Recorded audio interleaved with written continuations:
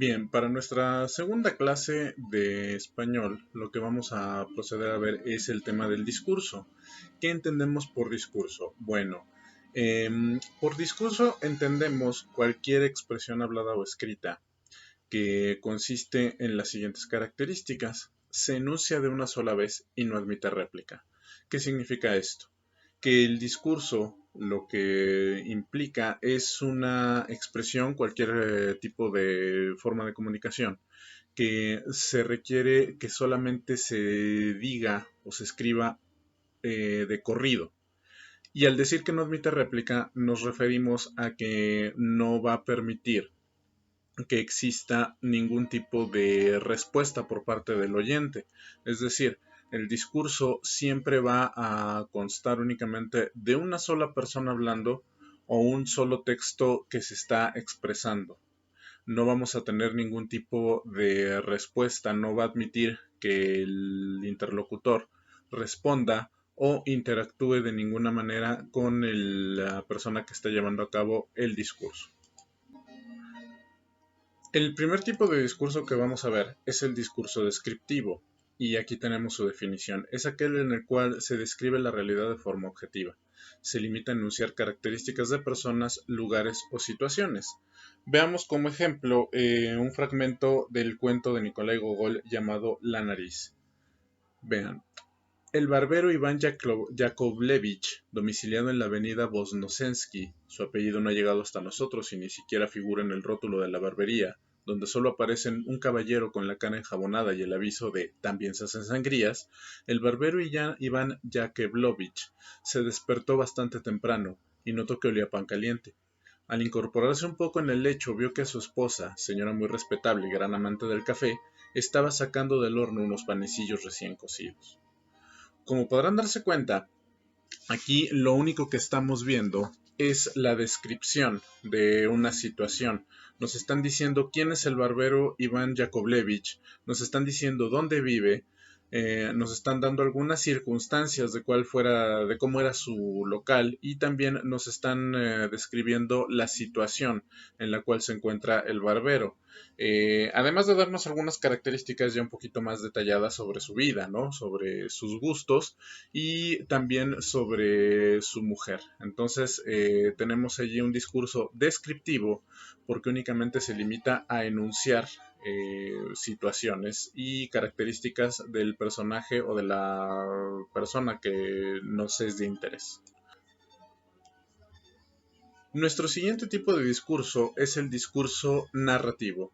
En el discurso narrativo requerimos por lo menos dos elementos, que son A, personajes, es decir, un personas, animal o cosa al cual le ocurren situaciones, y B, desplazamiento espaciotemporal. Asimismo, este tipo de discurso requiere una estructura consistente en inicio, nudo, clímax y desenlace. ¿A qué nos referimos con esto? Bueno, el personaje o personajes son cosas, bueno, incluso pueden ser cosas, personas o animales a los cuales les van a pasar cosas, ¿no? Vamos a tener un personaje protagónico, siempre, bueno, en las narraciones más convencionales vamos a tener un personaje protagónico, quien es el más importante y alrededor del cual suceden una serie de acontecimientos. Este personaje, por definición y por necesidad en el discurso narrativo, va a desplazarse en el tiempo y en el espacio. Es decir, este personaje lo vamos a ver eh, desplazándose en vaya, va a ocupar un lugar en el espacio, y al ocupar este lugar en el espacio también va a discurrir el tiempo. ¿Cómo sabemos que el tiempo discurre en el caso de nuestro personaje? Es muy sencillo y ahorita lo vamos a ver con el ejemplo que tenemos aquí.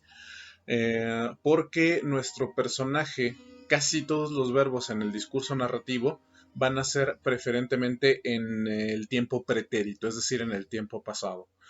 Y en cuanto a la estructura, vamos a tener un inicio, que es cuando se nos presenta una situación, el nudo. El nudo está definido como una situación que rompe con el status quo, con la normalidad, la cotidianidad del personaje. El clímax que es cuando se resuelve un conflicto, y el desenlace, que serían las consecuencias de dicho conflicto. Y nuestro ejemplo es el siguiente. Cuando los argonautas pasaron en su nave por el sitio fatal, las sirenas cantaron para atraerles, pero Orfeo cantó con más dulzura y las eclipsó con los acentos de su lira. Y, como según tenía dispuesto el destino, la vida de las sirenas debía cesar en el momento que alguien escuchara sus cantos sin sentir el hechizo que éstos producían. Se precipitaron al mar y quedaron convertidas en rocas. Aquí tenemos bien clara la estructura del discurso narrativo. Primero tenemos a personajes. Los personajes son los argonautas, mi protagonista, quien es Orfeo, y las sirenas, que en este caso serían la fuerza antagonista. Entonces, tenemos el principio. Cuando los argonautas pasaron en su nave, este sería el planteamiento de la situación. Después tenemos el nudo. Las sirenas cantaron para atraerles.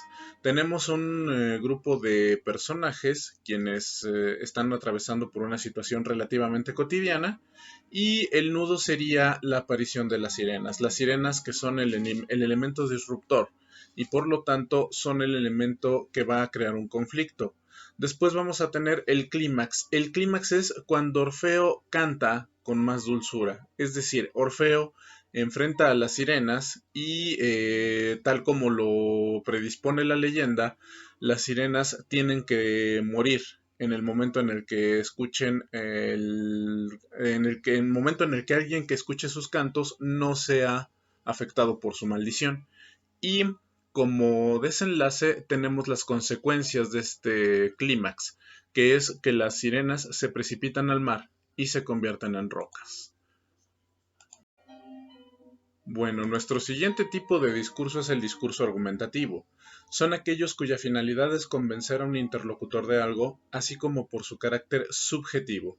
Se pueden identificar por la presencia de nexos del tipo explicativo como, en mi opinión, yo creo que, entonces, etc. Bueno, explico. Aquí la palabra subjetivo es sumamente importante. ¿Por qué? Porque lo subjetivo es aquello en lo cual uno toma partido. Es decir, el discurso argumentativo, a diferencia del descriptivo, no busca ni definir la realidad ni nada más enunciarla, sino que va a tomar una postura respecto a la realidad. Y al tomar esta postura en un discurso argumentativo, lo que yo voy a hacer es buscar convencer a mi interlocutor de algo que yo creo. Ahora veamos el ejemplo y después lo pasamos a analizar. En muchos asentamientos indígenas de nuestro país se han encontrado vestigios de antiguas civilizaciones, cálculos tan avanzados y precisos que posiblemente rivalicen en complejidad con civilizaciones como la egipcia y la sumeria. En mi opinión, dichas civilizaciones posiblemente tienen más en común de lo que sabemos.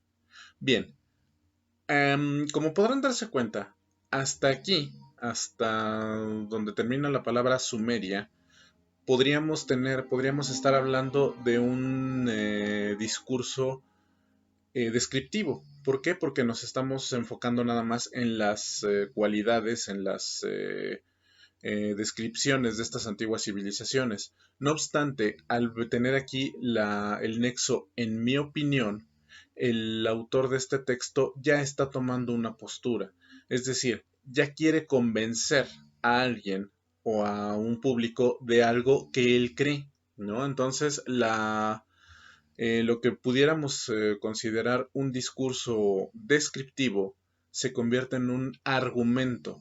Por lo tanto, el discurso argumentativo se va a respaldar en una serie de hechos o argumentos. No necesariamente los hechos son ni ciertos ni comprobables, pero sí van a van a ser el sustento de aquello en lo que cree el que está emitiendo dicha opinión, ¿no?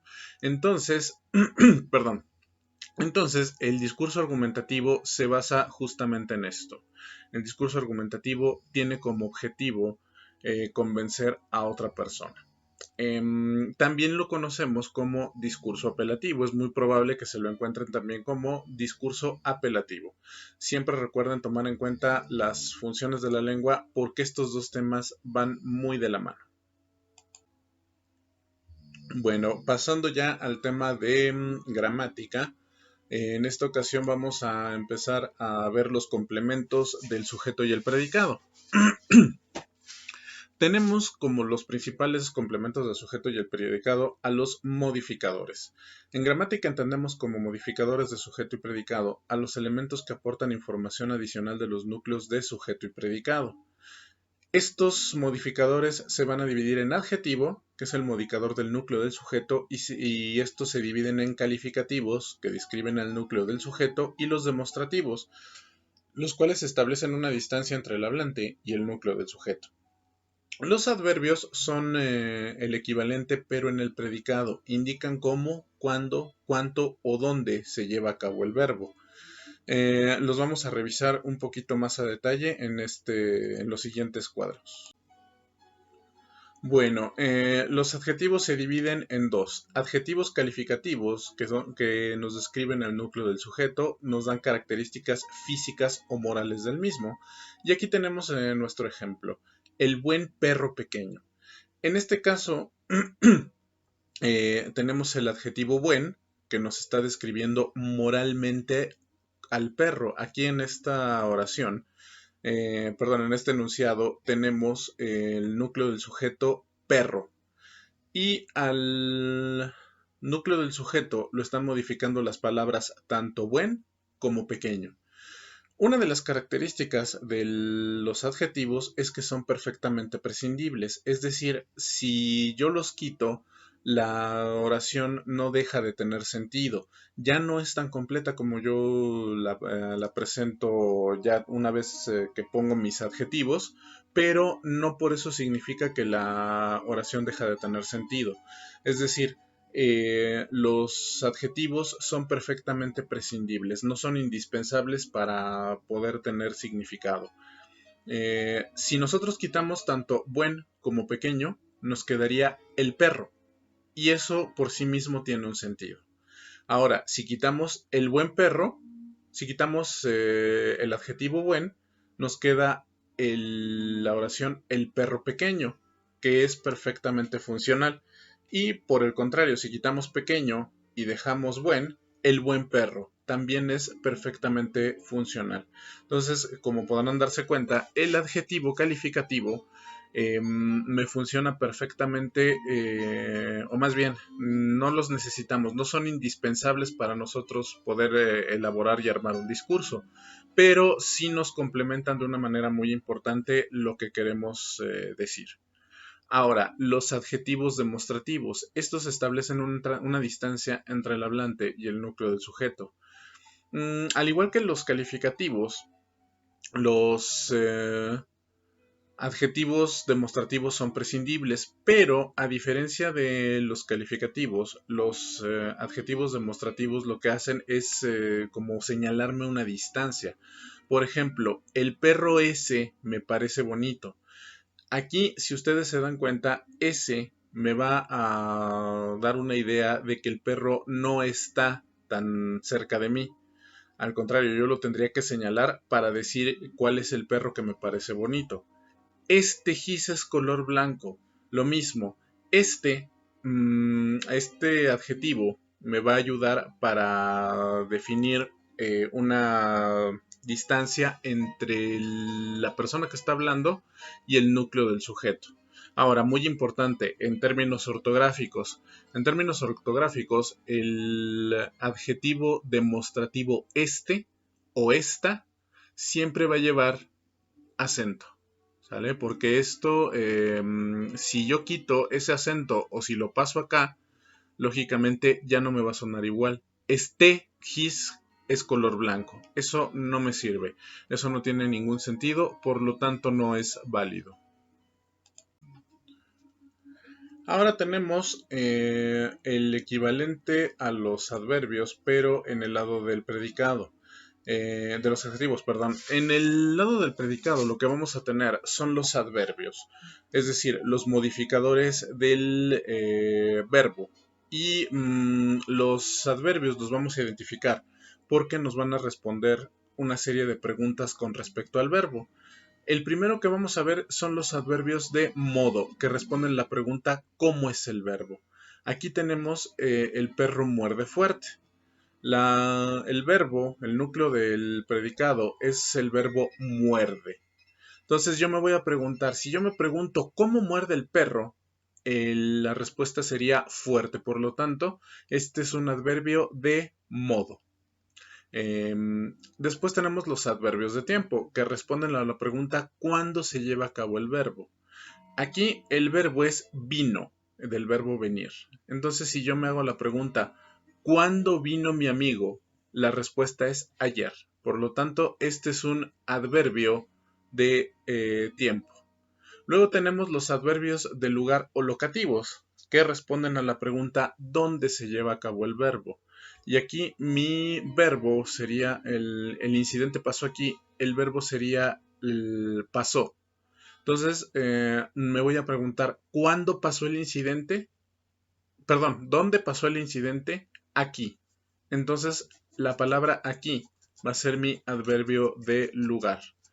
Y por último, tengo los adverbios cuantitativos, que me responden a la pregunta ¿cuánto del verbo se lleva a cabo? En la oración te quiero mucho, tengo mi verbo quiero y yo voy a preguntar ¿qué tanto me quieres? Bueno, pues mucho. Por lo tanto, como se refiere a las cantidades, a la cantidad de cómo se está de cuánto se está llevando a cabo del verbo, entonces lo vamos a identificar como un adverbio cuantitativo. Tengan mucho cuidado, ¿por qué? Porque los adverbios cuantitativos, muchas veces, como nuestro examen no es tan detallado, es probable que que los adverbios cuantitativos estén englobados dentro de los adverbios de modo, porque estarán de acuerdo en que yo puedo responder a este mucho puede ser la respuesta tanto a la pregunta ¿cuánto del verbo se llevó a cabo? Como a cómo me quieres, ¿no? Entonces por eso es por lo que vamos a ser muy cuidadosos al momento de que nos hagan esta pregunta. Bien, sigamos con nuestro siguiente tema. Otra forma que tenemos de identificar adverbios es justamente porque tenemos formas adverbiales de ciertas palabras. La forma adverbial es bastante identificable gracias a su terminación.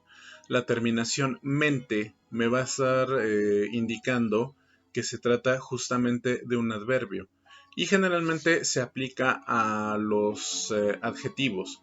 Felizmente, difícilmente, frecuentemente, tranquilamente.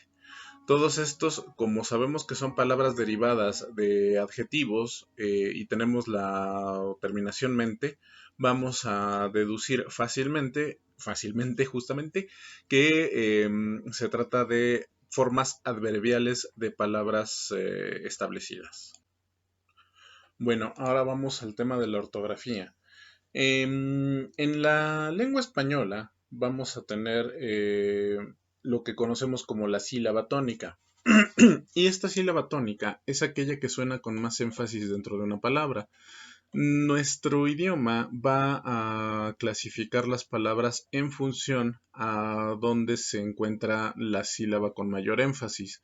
Es muy importante para nosotros el hacer estas distinciones por varias razones, pero una de las más importantes es el significado. Dependiendo de dónde tenga yo la sílaba tónica, donde tenga yo la indicación de este mayor énfasis en una palabra, puede ser que yo cambie el significado de dicha palabra, incluso su categoría gramatical. Vamos a poner un ejemplo. En español tenemos palabras que se conocen como palabras tritónicas. ¿Qué significa esto? Significa que tengo palabras a las cuales les puedo colocar la sílaba tónica en cualquiera de las tres posiciones y dependiendo de esa posición vamos a tener distintos significados de mi palabra. Utilicemos por ejemplo la palabra tráfico.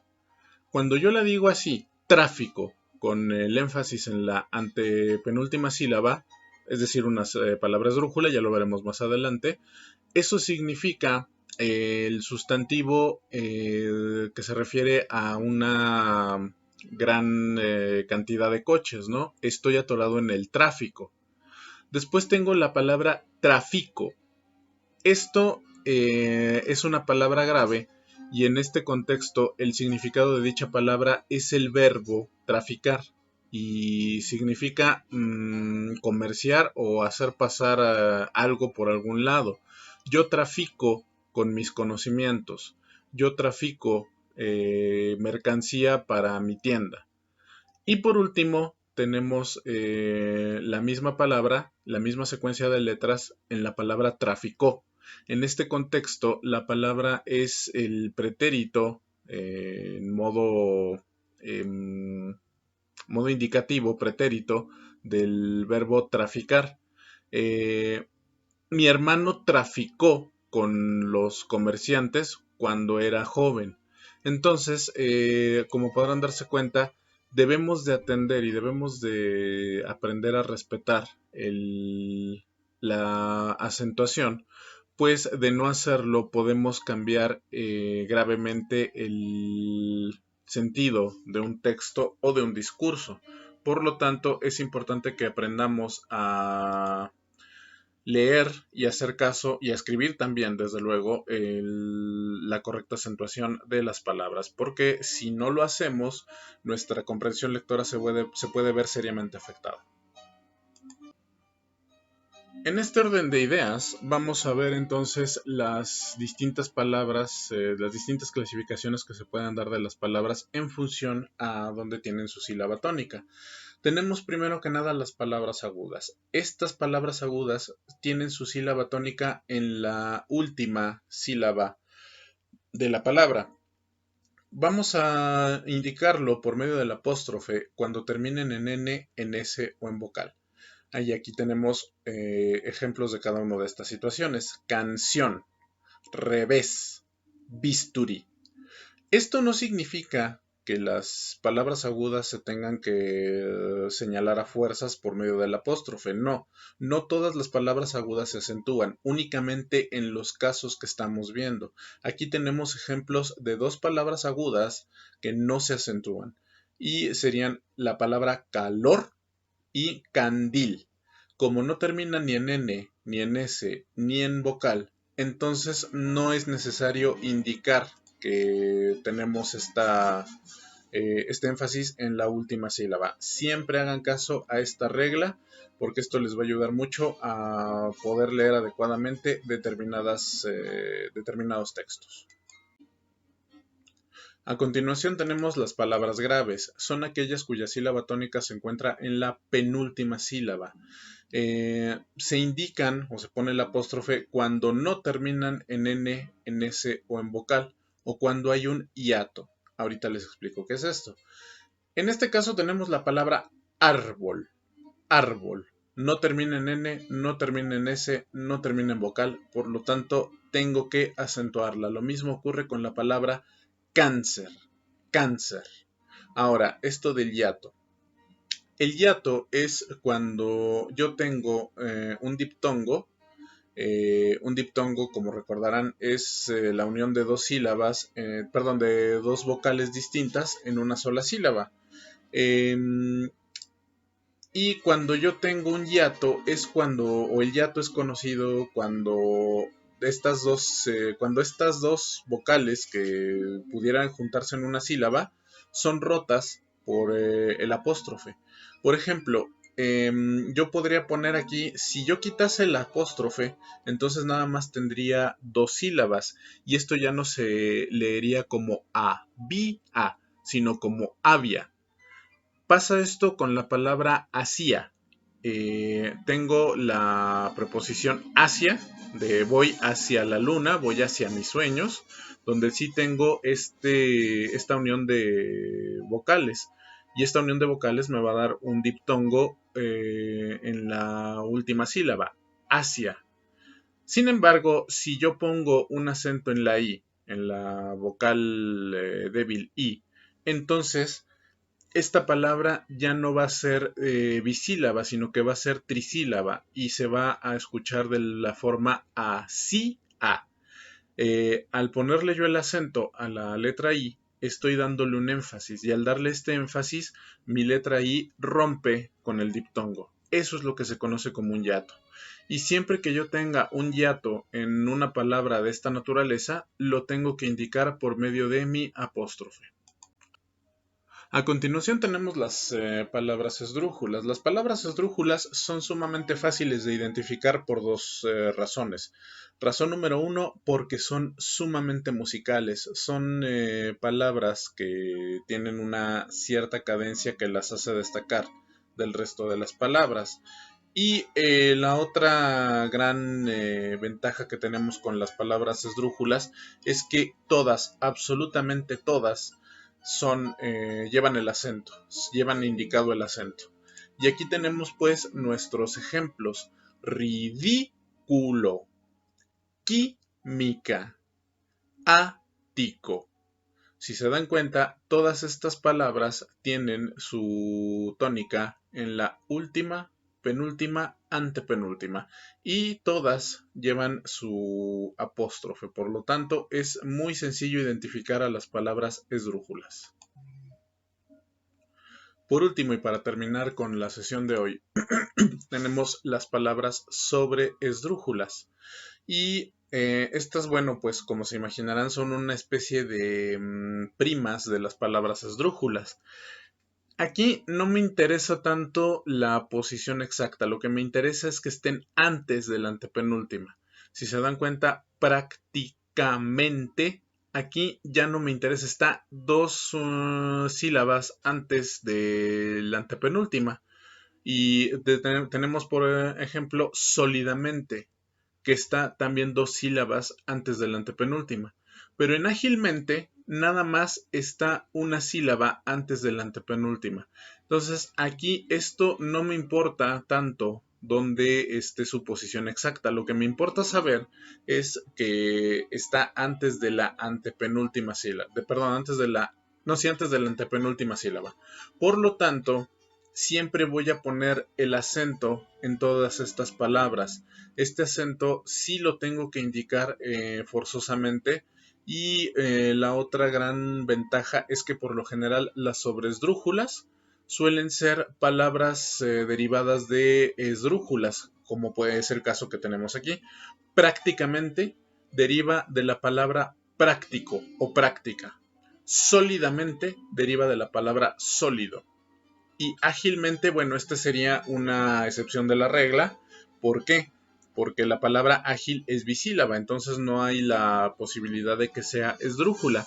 No obstante, como proviene de una palabra que sí está, una grave, que sí está indicada, entonces por regla la voy a respetar. Voy a respetar este apóstrofe y lo voy a mantener cuando yo tenga esta forma adverbial. Bueno, pues dejaríamos hasta aquí este repaso de español. Seguiremos subiendo más adelante el resto del curso. Ya nos faltan pocos temas. Son temas que son un poquito más complejos, pero con estas bases que estamos revisando, no deberían de tener problemas. Prácticamente lo que es la parte de textos, la parte de comprensión lectora o de más bien de estructura del texto ya está cubierta. Nos faltan ver algunos detalles sobre gramática y los detalles sobre ortografía y analogías, pero prácticamente está cubierto nuestro curso. Desde luego que sería muchísimo más rico tener a la presencia de los alumnos, pero vaya, estos videos los pueden utilizar como una guía, los pueden utilizar como una forma de tratar de despejar sus dudas. Ahora, recuerden que vamos a tener el trabajo en la página de Classroom, entonces no dejen de revisar la página constantemente. Vamos a estar mandando trabajos a través de esta vía.